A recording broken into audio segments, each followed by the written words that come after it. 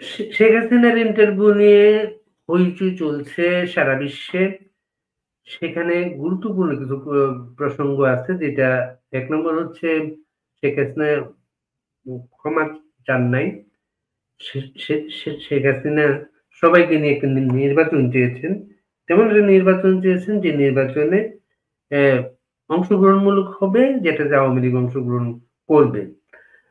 এইসব বিষয়গুলো নিয়ে আওয়ামী লীগের ত্রাণ ও সমাজ কল্যাণ বিষয়ক সম্পাদক আমিনুল ইসলাম আমিন, তার সঙ্গে আমরা কথা বলবো। আমিন ভাই, আপনাকে শুভেচ্ছা। থ্যাংক ইউ ফজল ভাই। আপনাকেও অসংখ্য ধন্যবাদ। একই সাথে আপনার এই চ্যানেলের সম্মানিত দর্শক, বিশ্বজুড়ে যারা অনুষ্ঠান দেখছেন, সবাইকে আমার সালাম জানাচ্ছি। এই সময়ে খুবই আলোচিত একটা ব্যাপার, আপনি ইন্টারভিউ গুলো কিভাবে দেখছেন আপনি? এটা খুবই প্রাসঙ্গিক এবং খুবই যৌক্তিক। কারণ বাংলাদেশের দখলদার অসাংবিধানিক মবেস্টার সরকার যখন এমন একটা আবহ তৈরি করার চেষ্টা করেছিলেন যেন বঙ্গবন্ধু কন্যা আহ, বিশ্বজুড়ে অপাঙ্ক্তেয় হয়ে গেছে, মানে পৃথিবীতে তিনি একটা বাতিলের খাতায় ফেলে দেওয়ার একটা সর্বগ্রাসী প্রচেষ্টা 5ই আগস্টের পর থেকে তাদের মধ্যে ছিল, যেটি এখনো কাজ করছে। এবং সেই কারণেই তারা মনে করেছিল যে ওনাকে আর কেউ কোনো গুরুত্ব দিবে না। কিন্তু বিশ্বের 3টি অত্যন্ত গুরুত্বপূর্ণ সংবাদ মাধ্যম, রয়টার্স, এএফপি এবং ইন্ডিপেন্ডেন্ট অফ লন্ডন, তাদের 3টি সংবাদ মাধ্যমের ইন্টারভিউ স্বাভাবিকভাবেই যারা মনে করেছিলেন যে শেখ হাসিনা নাই হয়ে গিয়েছেন, শেখ হাসিনা বাতিলের খাতায় পড়ে গিয়েছেন, তারা অবশ্যই আতঙ্কিত হয়ে পড়েছে, তারা শঙ্কিত হয়ে পড়েছে। এবং যারা একটু নির্মোহ জায়গা থেকে আহ, রাজনৈতিক বিষয়টাকে বিশ্লেষণ করার চেষ্টা করেছিলেন, অর্থাৎ একটু নিরপেক্ষতার মুখোশ পরেছিলেন, তারা যুগপৎ বিস্মিত হয়েছে যে এটা কি করে সম্ভব হলো। বিশেষ করে বাংলাদেশে যেমন বঙ্গবন্ধু কন্যাকে নিয়ে অনেক তাচ্ছিল্য ভরে আহ, কথা বলছিল অনেকেই, অনেকটা সেই পুরনো প্রভাদের মতো যে হাতি কাদায় পড়লে চামচিকেও লাথি মারে, সে অবস্থা বিরাজমান। তখন এই ইন্টারভিউ 3টি অনেকের ঘুম ভাঙায়নি, অনেকের ঘুম হারাম করে দিয়েছে। আপনি কি সেই সাংবাদিকের কথা বলছিলেন যিনি বলছিলেন যে তিনি জেলে যেতে রাজি আছেন যদি তিনি তাকে ইন্টারভিউ দেন, করবেন? অথবা আরেকজন বলেছেন যে কোটি কোটি টাকা দিলেও আমি সেক্ষেত্রে ইন্টারভিউ করবো না। আসলে কোটি কোটি টাকা দিলেও শেখ হাসিনার ইন্টারভিউ নিবে না, যে সাংবাদিক এ কথা বলেছেন, আমি তাকে আসলে সাংবাদিকতার মতো মহান পেশায় তাকে ওই লেভেলের যোগ্য বলে মনেও করি না। আমি তার নামে নেগেটিভ কিছু বলতে চাই না। আর তাছাড়া তো আপনি পৃথিবী জুড়েতে মানুষ মনের মাধুরী মিশে যার বিরুদ্ধে যা খুশি বলতে পারে, যার পক্ষে খুশি তাও বলতে পারে। শেষ বিচারটা হয় যে মানুষ সেটা কিভাবে নিচ্ছে। এখন মানুষ যদি সেটা ইতিবাচকভাবে না নিতেন, তাহলে তো নিশ্চয়ই আমেরিকার মতো দেশে রয়টার্স বঙ্গবন্ধু কন্যার ইন্টারভিউ করতেন না। হুম, এবং সেটাও বঙ্গবন্ধু কন্যার শর্তেই তারা ইন্টারভিউ নিয়েছেন। এবং সেম অ্যাজ আদার টু মিডিয়া, সেক্ষেত্রে একই কথা প্রযোজ্য। আরেকজন সাংবাদিক বলেছেন যে ওয়াশিংটনে সরকারি দায়িত্বে আছেন, তিনি বলার চেষ্টা করেছেন যে এই ইন্টারভিউ গুলা লবিস্ট ফার্মের মাধ্যমে আয়োজনকৃত হতে পারে। মানে একই সময় ইন্টারভিউ এবং একই ধরনের প্রশ্ন মোটামুটি। একটা কথা আছে না, পাগলে কি না বলে ছাগলে কি না খায়। এই তাদের এই অর্বাচীন অবান্তর কথাগুলোই কিন্তু ইন্ডিকেট করে যে তারা খেই হারিয়ে ফেলেছে। আমি বলছিলাম না, অনেকের ঘুম হারাম হয়ে গেছে। এখন সেই জায়গা থেকে কেউ যদি এসব কথা বলে আত্মতুষ্টি পেতে চায়, বা আপনি যখন স্বপ্নের মধ্যেই বিরিয়ানি খাবেন, ঘি একটু বেশি দিয়ে খান, মানা করছে কে? পেমেন্ট তো করতে হচ্ছে না। শেখ হাসিনার ইন্টারভিউতে যে নির্বাচনের অংশগ্রহণ সম্পর্কে যে কথাগুলো বলা হয়েছে, বিশেষ করে একটা কথা তো বিভিন্ন জন বলছেনই, আপনাদের আমলে তো তত্ত্বাবধায়ক সরকার অধীনে নির্বাচন হয় নাই, এখন আপনারা তত্ত্বাবধায়ক সরকার চাইছেন কিনা, এ নিয়ে আপনাদের বক্তব্যটা কি? খুবই প্রাসঙ্গিক একটা কথা বাড়ি ভাই, যে আমাদের সময় আর বর্তমান সময়টাকে আপনাকে বুঝতে হবে। আমাদের সময়ে সংবিধানে লেখা ছিল যে দলীয় সরকারের অধীনে নির্বাচন হবে, এবং সেটা প্রধানমন্ত্রী ক্ষমতা ছেড়ে দেওয়ার সরকারের মেয়াদ শেষ হওয়ার 90 দিনের মধ্যে, অর্থাৎ 5 বছরের 90 দিনের মধ্যে। এখন কিম্বুত কিমাকার যে সরকার দেশে এখন বিরাজমান, এই সরকারের না আছে সাংবিধানিক ভিত্তি, না আছে দলীয় পরিচয়। তারা মুখে বলছে আমরা দলনিরপেক্ষ, আবার বাংলাদেশের আরেকটি প্রধান রাজনৈতিক দল বিএনপি বলছে যে ইউনূস নিরপেক্ষ নয়, তিনি একটি বিশেষ দল দ্বারা প্রভাবিত হচ্ছে। হ্যাঁ, বিশেষ করে ধরেন ইউনূসের জন্ম দেওয়া রাজনৈতিক দল এনসিপি, যাদের এখন নিবন্ধন হয়নি, তারা যে হারে কথাগুলো বলছে যে শাপলা প্রতীক না দিলে বাংলাদেশ নির্বাচন হতেই দিব না, তো এতে ক্লিয়ার যে তিনি একটি রাজনৈতিক দলকে রিপ্রেজেন্ট করছেন, কিন্তু সেটা মুখে স্বীকার করছেন না, এবং এই সরকারের কোনো সাংবিধানিক ভিত্তি নেই। তাহলে আপনি বলেন যে সরকারের সাংবিধানিক ভিত্তি নেই, এবং এই বিষয়ে আমি তো আইনজ্ঞ নই, আমি জনাব আবু হেনা রাজ্জাকি অ্যাডভোকেট, তার একটা বক্তব্য আমি শুনেছি অনেকবার মিডিয়াতে, যে তিনি বলছেন যে এই সরকারের যদি সাংবিধানিক ভিত্তি নেই, এবং সেখানে এই সরকার যে নির্বাচনই করুক না কেন সেটা অবৈধ। আপনি যদি ইন্টারিম গভর্নমেন্টটাকে মনে করেন যে এটা বৈধ, তবু তো সেখানে নির্বাচন করার মেয়াদ ছিল ৩ থেকে ৬ মাসের মধ্যে। তো সেটা তো আজকে ১৪ মাস। তাহলে এই জায়গায় আপনি নির্বাচনটা কাকে দিয়ে করাবেন? নিশ্চয়ই আপনাকে নির্বাচন করার জন্য নির্বাচন কমিশন প্লাস একটা সরকার দরকার। তাহলে সেই সরকারটা কি সরকার হইতে হবে? সাংবিধানিকভাবে বৈধ সরকার হইতে হবে। তাহলে সেই জায়গায় নিরপেক্ষ একটা সরকার, সেটা তত্ত্বাবধায়ক হোক, সেটা জাতীয় হোক, একটা সর্বসম্মত বিষয় দরকার। এর তো কোনো বিকল্প নেই।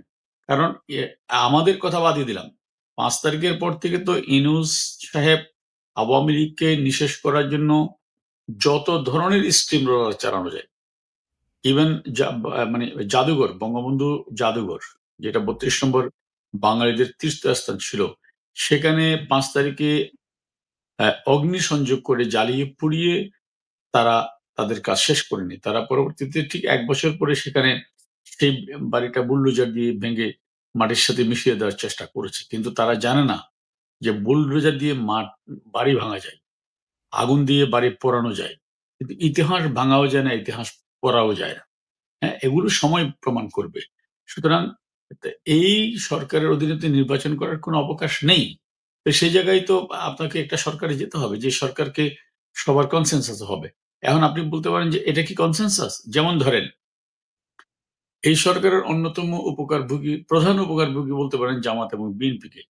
বিএনপির স্থায়ী কমিটির সদস্য জনাব সালাউদ্দিন সাহেব কি বলছেন? সালাউদ্দিন সাহেব বলছেন যে উম জাতীয় ঐকমত্য কমিশনের নামে তারা জাতীয় অনৈক্য সৃষ্টি করছে। বিএনপির মহাসচিব জনাব আ মির্জা ফখরুল সাহেব বলছেন যে ওরা আমাদের নোট অফ ডিসেন্ট বাদ দিয়ে আমাদের সাথে প্রতারণা করেছে। তাহলে আমাদের কথা বাদ দিলাম, যাদের বলে এই সরকার, তারাই বলছে যে এরা প্রতারক। তারাই বলছে এরা জাতীয় অনৈক্য সৃষ্টি করছে। তো সেই সরকারের অধীনে আপনি নির্বাচনটা কিভাবে মনে করেন যে তারা একটা ফেয়ার একটা নির্বাচন করতে পারবে? এবং সারা দেশের আইন শৃঙ্খলা দেখুন না। তো সুতরাং এখানে তো এর কোনো বিকল্প নাই। আপনাদের বিরুদ্ধে দেশে যে পরিস্থিতি তৈরি হয়েছিল বা তৈরি করা গিয়েছিল, তার বড় একটা কারণ ছিল নির্বাচন। এবং এই তত্ত্বাবধায়ক সরকার নেই, আইনে নেই, এটা অনেকে হাইকোর্ট এখানে মনে করত, এবং সেই রায় দেয়া বিচারক এখন কারাবন্দী। তাকে এখন হাতকড়া পরিয়ে আদালতে আনা হচ্ছে। আত্মপক্ষ কি এ নিয়ে আপনাদের? আপনি পৃথিবীর বিচারের ইতিহাসে একজন বিচারক পাবেন না যাকে তার রায়ের জন্য শাস্তি দেওয়া হয়েছে। এবং এই যে একজন বিচারপতিকে, সাবেক প্রধান বিচারপতিকে যেভাবে হাতকড়া পরানো হয়েছে একটা রায়ের জন্য, এবং যেভাবে তাকে প্রতিদিন হাতকড়া পরিয়ে আদালতে উপস্থাপন করা হয়, যেভাবে তাকে সেখানে টিম মারা হয়েছে, এইটিও কিন্তু একেবারে ক্রিস্টাল ক্লিয়ার যে এই সরকার কি ভয়ঙ্কর প্রতিহিংসা চরিতার্থ করতে চায় মুক্তিযুদ্ধের পক্ষের শক্তির উপরে। আপনি একটু তার আগে যদি ধরেন, বাংলাদেশে কি বাড়ি বাই ১৪, ১৮, ২৪-এর নির্বাচনই একমাত্র বিতর্কিত নির্বাচন? বাংলাদেশে যদি আপনি গণতন্ত্রের কথা বলেন, নির্বাচন ব্যবস্থার কথা বলেন, আপনি ৭৭ আপনাকে ফেরত যেতে হবে। ৭৭ সালে প্রথমত জিয়াউর রহমান, তিনি একজন সেনাপ্রধান ছিলেন। একজন সেনাপ্রধানের কোনো সুযোগ নাই রাষ্ট্র ক্ষমতা দখল করার সাংবিধানিকভাবে। তিনি শুধু রাষ্ট্র ক্ষমতা দখল করেননি, তিনি একই সাথে 3টি পদে অধিষ্ঠিত ছিলেন: সেনাবাহিনী প্রধান, চিফ মার্শাল অ্যাডমিনিস্ট্রেটর এবং একই সাথে রাষ্ট্রপতি। তারপরেও তিনি একটা হা না ভোট করেছিলেন। সেখানে কোনো প্রতিদ্বন্দ্বী ছিল না, হা না ভোট।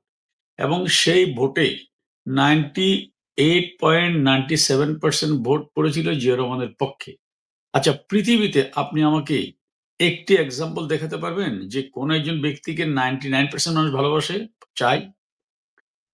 দুনিয়ার ইতিহাসে, নির্বাচনের ইতিহাসে 70-এর নির্বাচনের মতো রেজাল্ট এককভাবে রেজাল্ট পৃথিবী থেকে করতে পারেনি।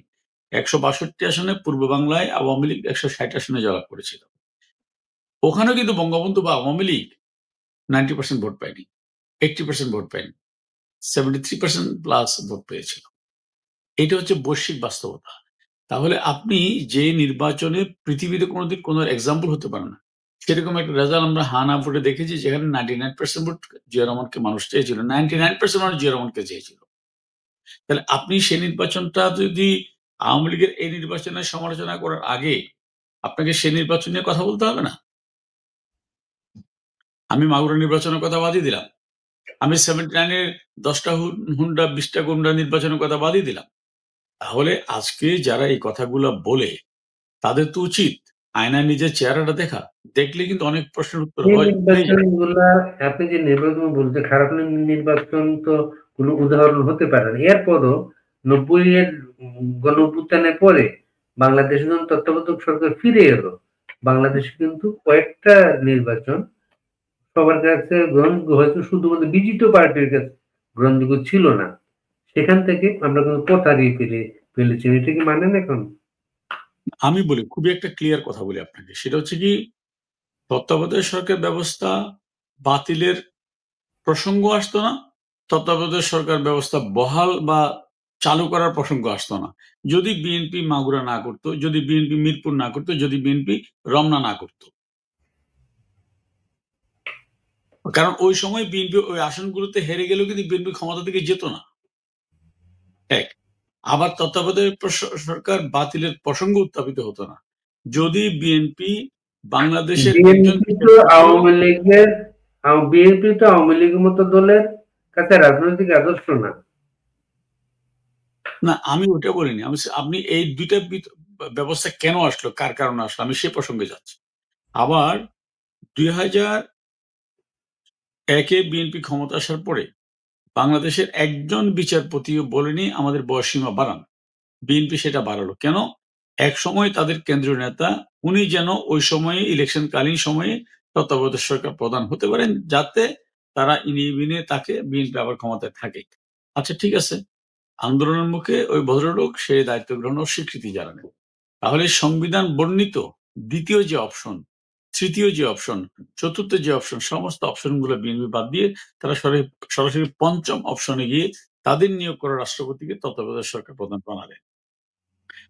তাহলে তো আজকে এই জায়গাটা আসতো না, এই দায়িত্ব সম্পূর্ণ বিএনপির, এই দায় আমাদের উপর আসতে পারে না। আবার দেখুন, আমরা যে ক্ষমতা কুক্ষিগত করে রাখতে চাইনি তার সবচেয়ে বড় প্রমাণ 2001 সালে 15ই জুলাই বাংলাদেশের ইতিহাসে একবারেই শান্তিপূর্ণভাবে ক্ষমতা হ্যান্ড ওভার করেছিলেন, সেটা বঙ্গবন্ধু কন্যা শেখ হাসিনা। আমরা কিন্তু যদি মনে করতাম আমাদের ক্ষমতা থাকতে হবে ছিল জীবন, কৌশলে, মানুষের ভোটে নয়, কৌশলে, তাহলে আমরাও তখন একটা অজুহাত বের করতে পারতাম। কিন্তু আমরা সেটা করিনি, কারণ আমরা সবসময় মানুষের আস্থায় বিশ্বাস করি। হ্যাঁ, পরবর্তীতে নির্বাচন নিয়ে আমি এখন অবশ্যই স্বীকার করব, কম বেশি বিতর্ক হয়েছে, কিন্তু আপনি বলুন 14 সালে যে নির্বাচন, সেই নির্বাচনের আগে বিএনপিকে নির্বাচনে আনার জন্য আপনার মনে থাকার কথা, যখন বেগম জিয়া বঙ্গবন্ধু কন্যাকে একটা জনসভায় শর্ত দিয়েছিলেন যে 48 ঘন্টার মধ্যে আলোচনার প্রস্তাব না দিলে রোববার থেকে হরতাল। বঙ্গবন্ধু কন্যা সব প্রণোদিত হয়ে ওনাকে ফোন করলেন, কোনো রেসপন্স পেলেন না। আমি সংক্ষেপে বলছি, সেকেন্ড টাইম উনি সন্ধ্যায় আবার ফোন করলেন, এবং সেই সময় আমার সৌভাগ্য হয়েছিল, আমি তখন গণভবনে ছিলাম, এবং বেগম জিয়া যখন শর্ত দিচ্ছিলেন যে আমি হরতাল ডেকেছি, আমি সোমবার আসবো, তখন নেত্রী বলেছেন আপনি হরতাল দিয়েছিলেন কন্ডিশনাল, যদি আমি আপনাকে টেলিফোন না করি, আমি তো এখন উপযাচক হয়ে 2 বার আপনাকে ফোন করলাম, তাহলে আপনি হরতাল কেন করবেন? আপনার কথা অনুযায়ী আপনি তো হরতাল কন্টিনিউ করতে পারেন না, আপনি আসেন না। তখন তিনি বলেন যে আপনি তত্ত্বাবধায়ক নিয়ে আলোচনা করবেন কিনা। বঙ্গবন্ধু কন্যা বলেছেন আমি সব বিষয় নিয়ে আলোচনা করব। তারপরে তিনি আসলেন না। না আসার পরও আওয়ামী লীগ সরকার, এটা আপনারা সবাই জানেন, বিএনপি নির্বাচনে এসে পার্টিসিপেট করে একটা কম্পিটিটিভ নির্বাচন যেন হয়, সেই কারণে স্বরাষ্ট্র মন্ত্রণালয় সহ 4টি মন্ত্রণালয় নির্বাচনকালীন সরকারই বিএনপিকে দেওয়ার প্রস্তাব করেছিল। তারা আসেনি। না এসে কি করলো? পুরো বাংলাদেশটাকে বানায় দিল জল্লাদের উল্লাস মঞ্চ, বানায় দিল রক্তাক্ত কষাইখানা। মানুষের হাত উড়ে যাচ্ছে, পা উড়ে যাচ্ছে, পুড়ে মানুষ অঙ্গার হয়ে যাচ্ছে, পেট্রোল বোমা, কি ভয়ঙ্কর বর্বরতা। 534টি স্কুল ভবন জ্বালিয়ে দেওয়া হয়েছিল, 162 জন মানুষকে হত্যা করা হয়েছিল। এখন এই দায়ও কি আপনি আওয়ামী লীগকে দিবেন? বিএনপি একটি বড় রাজনৈতিক দল, তাদের কি কোনো দায় নেই? তারা কি এই অপরাধের জন্য জাতির কাছে একবারও সরি বলেছে যে রাজিনামাতে ভুল ছিল? আগামী ইলেকশনে তো আপনারা এখনকার যে শাসক চক্র, তাদের কোনো হিসাবেই আপনারা নেই। আপনাদের কার্যক্রম তাদের অনুমোদিত না। ইলেকশন কমিশন বলছে ইলেকশন ব্যালটে নৌকা প্রতীকটাই থাকবে না। এমন অবস্থায় আগে তো আপনি ইলেকশনের অনুমতি পাওয়ার ব্যাপার তাদের কাছে, নতুবা তো আপনি কোন ব্যবস্থায় ইলেকশন হবে সেটা তো আপনাকে তো ধর্তব্য নেয়। আগে তো দরকার হচ্ছে আপনাকে ইলেকশন করতে দেওয়ার সুযোগ দিতে হবে। দেখুন, আওয়ামী লীগ যে লেভেলের রাজনৈতিক দল, তারা কিন্তু আরেকজনের সুযোগ দেওয়া না দেওয়ার উপরে আমরা নির্ভর করে বসে আছি, এটা ভাবার কোনো কারণ নেই। আমি সম্ভবত গত জানুয়ারিতে আপনাকে একটা ইন্টারভিউ দিয়েছিলাম। সেখানে আপনি আমাকে বলেছিলেন নির্বাচন কবে? আমি আপনাকে বলেছিলাম যে ডক্টর ইউনূস নির্বাচন দিতে আসেননি। এবং এখন আমি মনে করি ফেব্রুয়ারিতে যে নির্বাচনের কথা বলা হচ্ছে, এখন আমার মনে হয় না। আপনি বলতে পারেন কেন মনে হয় না নির্বাচন হবে? তার কারণ হচ্ছে আপনি তার সৃষ্টি করা দল এনসিপির বক্তব্য, আপনি তাদের প্রধান সহযোগী জামাতের বক্তব্য এবং তাদের সংস্কার কমিটির প্রধান রিয়াজ সাহেবের বক্তব্য এবং ইউনূস সাহেবের আচরণ। আপনি মিলায়া দেখেন নির্বাচন কোথায়? এখন রিয়াজ সাহেব বলছেন এই জুলাই সনদ ২৭০ দিন মধ্যে যদি সংসদে পাস না হয় তাহলে এটা অটো পাস বলে ধরে নেওয়া হবে। তাহলে বাড়িবে, আপনি আমাকে বলেন, যেটা অটো পাস হয়ে যাবে সেটা পাস করার জন্য আপনি গত ১৪ মাস কেন এতগুলো মানুষের সাথে বৈঠক করলেন? এতগুলো মানুষকে কেন ডাকলেন? আপনি তো অটো পাস দিবেন। আপনারা যেভাবে অটো সরকার হয়েছেন, এ বিদেশি নাগরিক। তাহলে সেখানে আপনি নির্বাচন কোথায় দেখছেন? যদি, কারণ সংসদ যদি হয়, এই সংসদে সেটা তো পাস হবে। তিনি অটো পাসের কথা কেন বলছেন? তার মানে নির্বাচন নাই তো। আর এনসিপি বলছে শাপলা প্রতীক বরাদ্দ না হলে তারা নির্বাচন করতে দিবে না। আবার তাদের আরেক নেতা বলছিল শেখ হাসিনার বিচার শেষ করার আগে ভুলেও কেউ নির্বাচনের কথা বলবেন না। আবার নাসিরুদ্দিন পাটোয়ারি বলছেন যে বিএনপির জন্ম হ্যাঁ ভোটে, তাদের বিদায় হবে না ভোটে। তাহলে আপনি এই জিনিসগুলা যদি এক জায়গায় নিয়ে আসেন, তারপর ডক্টর ইউনূস সাহেবের যে ব্যাকগ্রাউন্ড, যে মানুষটি নোবেল পাওয়ার পরে এত বড় বিশাল ব্যক্তি, সামান্য একটা, তাও আবার গ্রামীণ ব্যাংক, এমন না যে সোনালী ব্যাংক বা জনতা ব্যাংক, গ্রামীণ ব্যাংকের এমডি পদ ছাড়ে না, যার বয়স ৭৫। নর্মালি যেখানে ৬০ বছরের পরে কোনো ব্যাংকে কেউ এমডি থাকতে পারে না, উনি আবার বাংলাদেশের প্রধান নির্বাহী এই পদ ছেড়ে দিয়ে নির্বাচন দিবেন, আমি সেটা বিশ্বাস করি না। তবে মানুষের যখন যা চায় তা হয় না, মানুষের কত প্রত্যাশা, কত স্বপ্ন, সব স্বপ্ন পূরণ হয় না। আখেরে সেটাই হয় যেটা জনগণ চায়।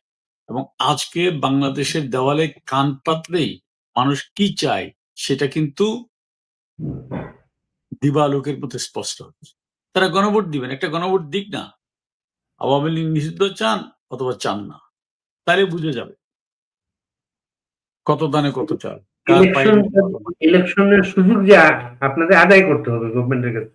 শুধু গভর্নমেন্ট না, এখন যেসব রাজনৈতিক দল আছে বাংলাদেশে, বিএনপি, জামাত, এরা, এনসিপি, এরা কেউ কিন্তু চায় না আপনি ইলেকশনে অংশ নিন। তারা আপনাদের অনুপস্থিতিতে একটা নির্বাচন এনজয় করতে চায়, আপনাদের ভোটারদের এনজয় করতে চায় তারা। বাড়ি ভাই, এই যে ওরা চায় আওয়ামী লীগ নির্বাচন করতে পারবে না, আবার তারা বলছে ডেমোক্রেসির কথা, তারা বলছে ইনক্লুসিভ জাতি বা দেশ গঠনের কথা। গণতন্ত্রে বিশ্বাসী কেউ কি এটা বলতে পারে যে আপনি নির্বাচন আপনাকে আমি করতে দিব না? আপনি যখন ইনক্লুসিভ চাচ্ছেন, জাতীয় ঐক্য চাচ্ছেন, আমি ধরে নিলাম আওয়ামী লীগ এখন খুব আনপপুলার হয়ে গেছে, তবু তো 30% আওয়ামী লীগ আছে। 18 কোটি মানুষের মধ্যে তার মানে 6 কোটি মানুষ আওয়ামী লীগ করবে।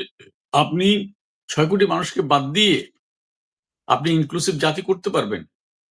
এই যে বাদ দেওয়ার টেন্ডেন্সি, এর চেয়ে বড় ফ্যাসিজম, এর চেয়ে বড় ফ্যাসিস্ট মেন্টালিটি আর কি হতে পারে? আপনি অন্তরে ফ্যাসিজম ধারণ করে আবার আওয়ামী লীগকে সমালোচনা করবেন। আরে দেখুন, আমি যে কথাটা আপনাকে বলছিলাম, 2013-14 সালে বাংলাদেশে যে অগ্নি সন্ত্রাস হয়েছে, যেভাবে মানুষ খুনের উৎসব হয়েছে, সে সময়ে সরকার আইন শৃঙ্খলা বাহিনীকে সাথে নিয়ে এই ঘটনার সাথে সম্পৃক্ত অনেকের বিরুদ্ধে অনেক মামলা হয়েছে। কিন্তু তখন তো এই সন্ত্রাসের কারণে আমরা বিএনপিকে রাজনীতি থেকে ব্যান করিনি, জামাতকে রাজনীতি থেকে ব্যান করিনি, কারণ আমরা মনে করি এটা তাদের গণতান্ত্রিক অধিকার, তারা রাজনীতি করবে, তবে অপরাধের সাথে কেউ সম্পৃক্তদের সেটার বিচার হবে। কারণ আমরা কোন একটি রাজনৈতিক দলকে ব্যান করার কনসেপ্টে বিলিভ করি না। তাহলে আপনি আজকে আপনি যখন যেমন আমি ওই ইন্ডিপেন্ডেন্ট পত্রিকা একটা হেডলাইন, ইন্ডিপেন্ডেন্ট একটা হেডলাইন করেছে, পরে দেখলাম সেই হেডলাইনটি প্রথম আলো লিখেছে যে শেখ হাসিনা ক্ষমা চাইলেন না। মানে এটা কিন্তু সঠিক নিউজ নয়। কারণ এই সাক্ষাৎকারে বঙ্গবন্ধু কন্যা বলেছেন যে যেহেতু আমি সরকার প্রধান ছিলাম, আমি অবশ্যই দায় এড়াতে পারি না। কিন্তু প্রসঙ্গ হচ্ছে কি, শেখ হাসিনা ক্ষমা চাইবেন কেন? যেখানে তথাকথিত আন্দোলনকারীরা 5 তারিখের পর থেকে বাংলাদেশের মিডিয়ায় প্রকাশ্যে বলেছেন যে তারাই খুন করেছেন পুলিশকে, তারাই মেট্রো রেলে আগুন দিয়েছেন, তারাই টিভি ভবন জ্বালিয়ে দিয়েছেন, তারাই মানুষ হত্যা করেছেন। তাহলে একজন স্বীকার করছে আম দ্য কিলার, আর আপনি আরেকজনকে বলছেন তুমি ক্ষমা চাও। ক্ষমা তো যারা খুনি তারা চাইবে। আর এখন ধরেন খুনের সংখ্যা নিয়ে যে বিতর্ক, সেটা কি সমাধান হয়েছে? ইতিমধ্যে প্রথম আলোর মতো পত্রিকার রিপোর্ট, যারা আওয়ামী লীগের সবচেয়ে বড় সমালোচক, যে 52 জন যারা বিভিন্ন অসুস্থতায় অ্যাক্সিডেন্টে মারা গিয়েছে তাদেরকেও তারা এই তালিকায় নিয়ে এসছে, এবং প্রায় শতাধিক নিহত ব্যক্তি ফেরত এসছে। এবং প্রথম আলো যে রিপোর্ট আপনি যদি দেখেন 5 আগস্টের পরবর্তীতে, তারা সাকুল্যে হত্যাকাণ্ডের উল্লেখ করেছিল 426 জন সম্ভবত, বা 38 জন, যতজন মারা গেছে। হঠাৎ করে কোনো কথা নেই, বার্তা নেই। যেটি ডাকসুর ভিপি, ছাত্রলীগের লুঙ্গিত্তরে আশ্রিত, তিনি বলেছেন যে আমরা এই রিপোর্ট তৈরি করার ক্ষেত্রে জাতিসংঘকে সহায়তা করেছি, এবং তাদের রিপোর্টটা তারা ছাপিয়ে দিয়েছে। যেহেতু আপনাকে এটাও মাথায় রাখতে হবে, জাতিসংঘের মানবাধিকার কমিশনের মহাসচিব ভলকার ট্রুট কিন্তু পরবর্তীতে একেবারে খোল্লা করে বিবিসিকে ইন্টারভিউ দিয়ে বলেছেন যে আমি তখন সেনাবাহিনী প্রধানকে ওয়ার্নিং দিয়েছিলাম, সরকারের পক্ষে দাঁড়ালে বাংলাদেশ সোলজারকে প্রত্যাহার করা হবে, অর্থাৎ এটা রিজাইন এক। তারপরে এই সরকারের প্রধান বিল ক্লিন্টন ফাউন্ডেশনে প্রকাশ্যে সারা পৃথিবীকে জানিয়ে দিয়েছে যে এটা একটা মেটিকুলাস ডিজাইন করে এই কাজটা করা হয়েছে। এবং এই সরকারের তথ্য উপদেষ্টা মাহফুজ সাহেব, তিনিও কিন্তু তার ফেসবুকে স্ট্যাটাস দিয়ে বলেছিলেন, উনি তুলনা করেছিলেন 71কে আগরতলার ষড়যন্ত্র মামলাকে। যদি মেটিকুলাস ডিজাইন করে আগরতলার ষড়যন্ত্র মামলা বা বাংলাদেশ স্বাধীন করা যায়, তাহলে আমরা মেটিকুলাস ডিজাইন করে মানুষ হত্যা করলে সুবিধা কি? তাহলে এখন তারাই বলছেন যে মেটিকুলাস ডিজাইনের মাধ্যমে কাজগুলো হয়েছে। হ্যাঁ, এবং আপনার এই সরকারের স্বরাষ্ট্র উপদেষ্টা সাবেক, যাকে একটা সত্য কথা বলার জন্য যে 7.62 বোরের যে বুলেট, সে বুলেটটি সাধারণ মানুষ বা নিয়মিত বাহিনী ব্যবহার করে না, তাহলে এই বুলেটগুলা কিভাবে হলো? এবং যে রেঞ্জে গুলি করা হলো, সেই রেঞ্জে প্রশিক্ষিত কেউ ছাড়া গুলি করেনি।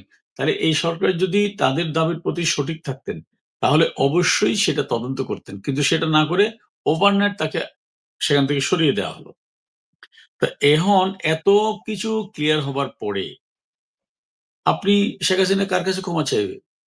শেখ হাসিনা আবার যে কেউ ক্ষমা চাইতে পারে যখন প্রমাণিত হবে যে আমি অপরাধী। এগুলো তো কোনোটা প্রমাণিত হয়নি।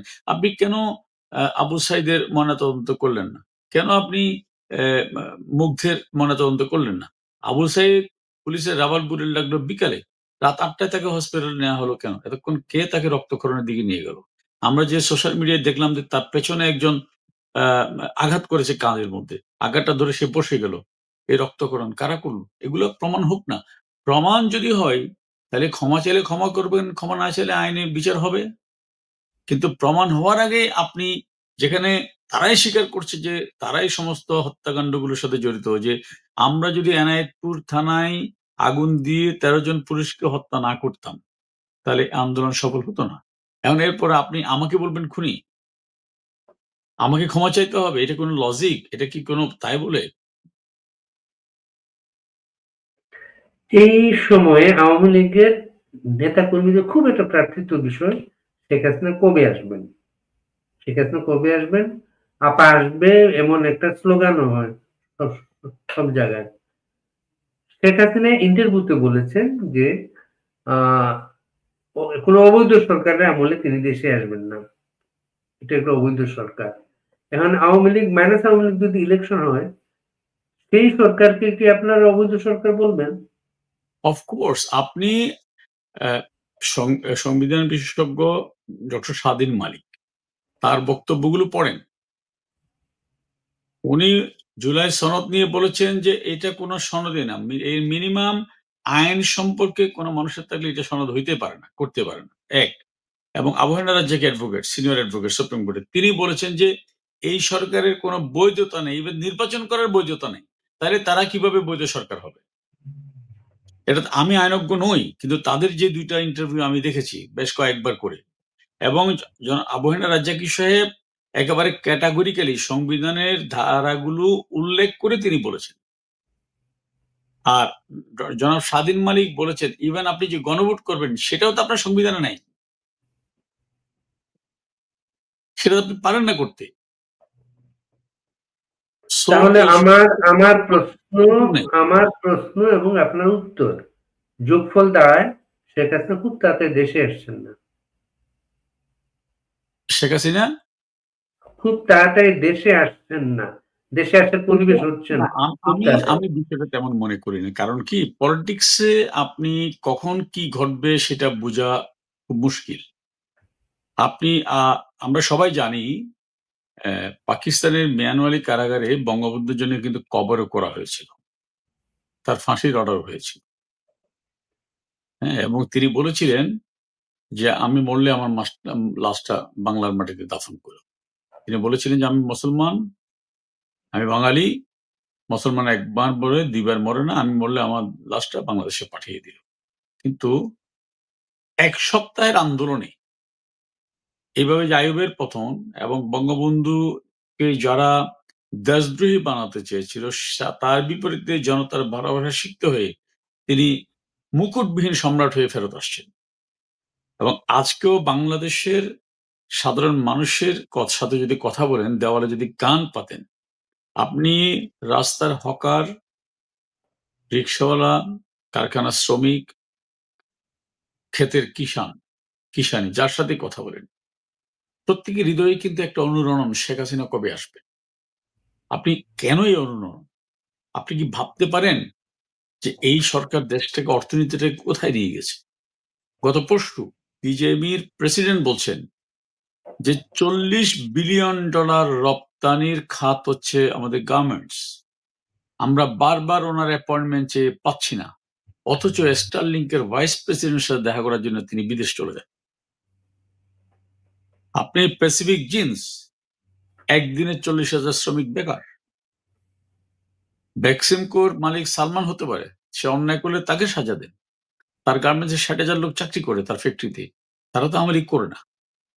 কিন্তু এই ফ্যাক্টরিগুলো বন্ধ করে 60,000 লোকের সাথে যদি একটা পরিবারের সাথে 4 জন করে লোক ধরেন, কতক্ষণ লোকগুলো আপনি অথই সাগরে ফেলে দিলেন। যে কারণে বিশ্বব্যাংক শঙ্কা করছে আগামী ডিসেম্বরে 1.5 কোটি মানুষ বাংলাদেশে খাদ্য সংকটে ভুগবে।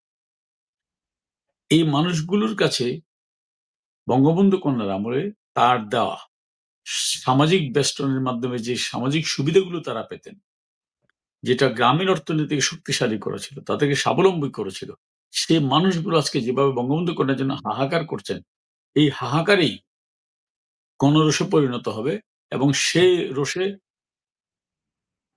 মানে এই দখলদার ইউনূসকে পালানোর কোনো বিকল্প আমি অন্তত দেখছি না। এই ইন্টারভিউ গুলো আওয়ামী লীগের নেতা কর্মীদের কি ধরনের বুস্ট আপ করেছে আপনি মনে করেন? এটা কি নতুন করে বলার কিছু আছে? শুধু আওয়ামী লীগকে প্রস্তাব করেছে তা তো না। আপনি আওয়ামী লীগের রাজনৈতিক প্রতিপক্ষ অথবা আগে যারা শত্রু, মানে এখন তো দুর্ভাগ্য হচ্ছে কি, বাংলাদেশে তো রাজনৈতিক প্রতিপক্ষ থাকতে পারে, কিন্তু আমাদের সাথে অন্য রাজনৈতিক দলের আচরণ, তারা তো আমাদের শত্রু ভাবে বলেই 15 আগস্ট কেক কেটে জন্মদিন পালন করা হয়, শত্রু ভাবে বলেই 21 আগস্ট এদেশে হয়। আমরা কিন্তু 30শে মে জিয়া রহমানের মৃত্যু দিবসে কিন্তু কোনো আমরা কেক কেটে উল্লাস করিনি। আমরা কিন্তু বেগম জিয়ার ছোট সন্তান মারা যাওয়ার পরে আমরা প্রোটোকল ভেঙে রাস্তায় গিয়ে বাংলাদেশের প্রধানমন্ত্রী দাঁড়িয়েছিলেন তাকে, তার সাথে সমবেতী হওয়ার জন্য। সেই পজিটিভ রাজনীতিটা আমরা করি। হ্যাঁ? তো এখন এই জায়গায় দাঁড়িয়ে তাদের মনে তো আজকে কাঁপন ধরিয়ে দিয়েছে। কাঁপন ধরিয়ে দিয়েছে বলে তো এই সাক্ষাৎকারগুলো নিয়ে শুধু বাংলাদেশে নয়, সারা বিশ্বে আলোচনা।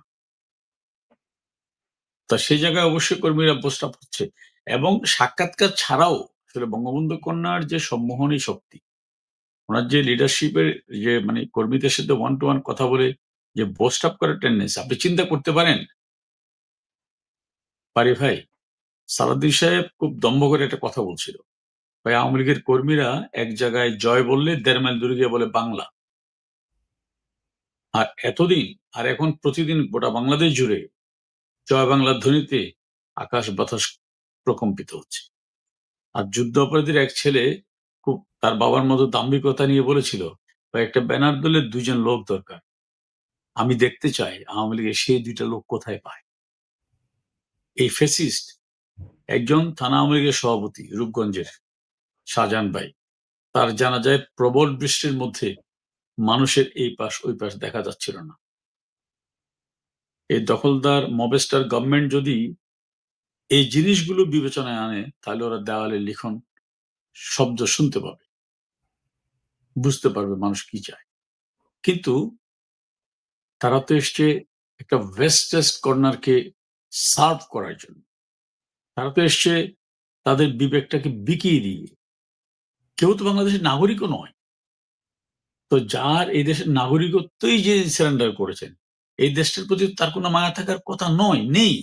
মায়া নেই বলেই যখন 40,000, 50,000, 60,000 শ্রমিকের একটা গ্রুপ অফ কোম্পানিজ বন্ধ হয়ে যায়, তারা নির্বিকার। অথচ আপনার মনে থাকার কথা, বঙ্গবন্ধু কন্যা যখন প্রধানমন্ত্রী ছিলেন, স্ট্যান্ডার্ড গার্মেন্টসে আগুন লেগেছিল। ওর মালিক খুব মানে মানে বুক চাপড়াচ্ছিল কষ্টে। বঙ্গবন্ধু কন্যা সেটা জেনে প্রধানমন্ত্রী সাহেবের সার্বক্ষণিক ওভার টেলিফোনে তত্ত্বাবধান করছিলেন এবং ঘটনা শেষ হবার পরে তাকে ডেকে নিয়ে এসে ব্যাংকে নির্দেশ দিয়েছিলেন সে যেন দাঁড়াতে পারে, এই শ্রমিকগুলো যেন বেকার না হয়ে যায়, তাকে যত টাকা লোন যেভাবে দেওয়া সেভাবে দাও।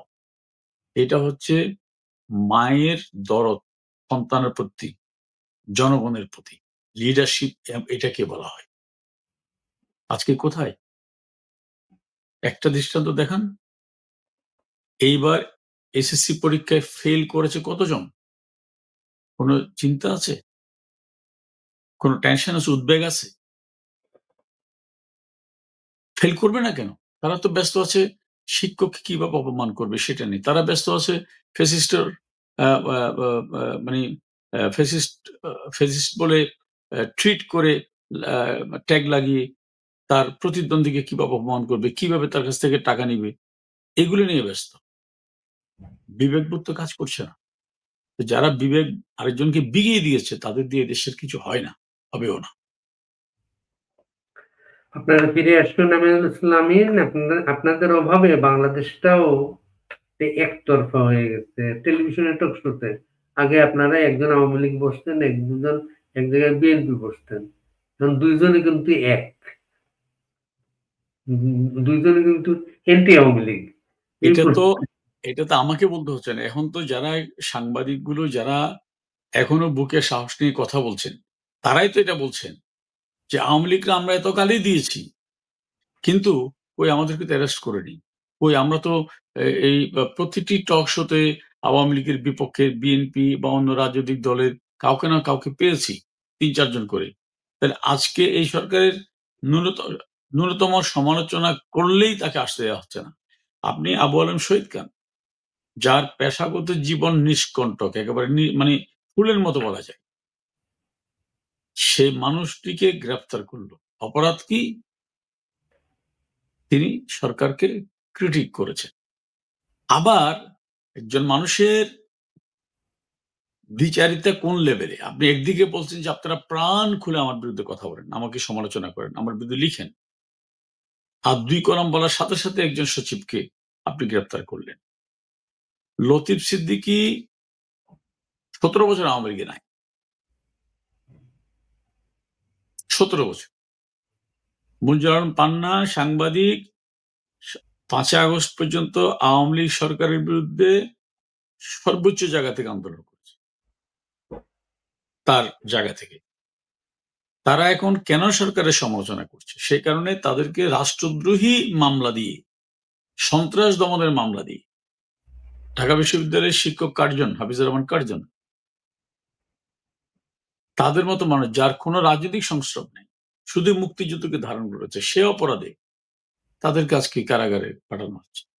৭৫ বছর বয়স আওয়ামী লীগের সাবেক মন্ত্রী জনাব নুরুল মজিদ হুমায়ুন মারা যাবার পরও তার হাতে হাত করা। পৃথিবীর কোথায় আপনি এই বর্বরতা দেখেছেন? তারা আপনি কি করে আশা করেন যে এই সরকার বাংলাদেশের মানুষকে সুশাসন দিবে, আইনের শাসন দিবে, অথবা আগামী নির্বাচনে একটা ফেয়ার নির্বাচন করবে? যে যেখানে যে অন্যায় করেন কোনো একটা জায়গায় গিয়ে তাকে সেই ফেস করতেই হয়। এই সরকারের অন্যায়গুলোকেও ফেস করতেই হবে। আজকে আমরা এখানে রাখলাম। আমিনুল ইসলাম আমিন, আপনাকে অনেক ধন্যবাদ। ভালো থাকবেন। আপনাকে অশেষ শুভেচ্ছা। আসসালামু আলাইকুম।